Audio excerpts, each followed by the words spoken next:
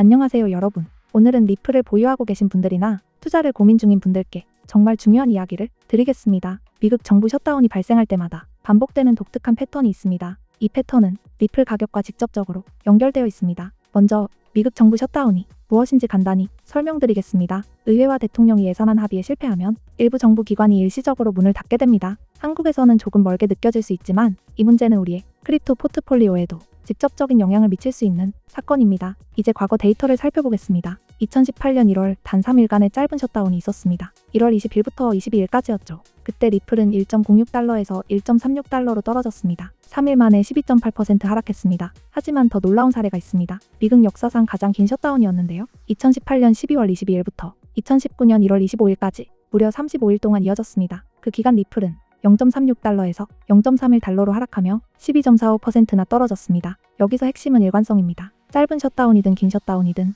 리플은 약 12% 내외로 하락했습니다. 이건 단순한 우연이 아닙니다. 그렇다면 왜 이런 일이 반복될까요? 이유는 간단합니다. 셧다운이 발생하면 글로벌 금융시장 전체에 불확실성이 커집니다. 세계 최대 경제대국인 미국에서 정부 기능이 멈추면 투자자들은 당연히 불안해집니다. 그때 사람들은 이렇게 생각합니다. 정부도 멈출 수 있다면 시장에 더 큰 위험이 있는 게 아닐까? 이런 불안감 속에서 투자자들은 고위험 자산부터 줄이기 시작합니다. 그 결과 리플 같은 알트코인이 가장 먼저 매도 대상이 됩니다. 지금 리플 파생상품 시장 상황을 보면 롱숏 비율이 0.98입니다. 이 말은 곧 리플이 오를 거라 베팅한 사람보다 떨어질 거라 보는 투자자가 더 많다는 뜻입니다. 1보다 낮은 비율, 즉 0.98 이하의 수치는 약세 심리가 시장을 지배하고 있다는 명확한 신호입니다. 이런 기술적 지표와 과거 데이터를 함께 보면 현재 리플은 두 가지 갈림길에 서 있습니다. 첫째, 약세 시나리오입니다. 리플은 2.57달러까지 떨어질 수 있습니다. 이건 꼭 기억해야 할 핵심 지지선입니다. 둘째, 강세 시나리오입니다. 시장 분위기가 개선되고 긍정적인 재료가 더해진다면 3.28달러까지 반등할 가능성도 있습니다.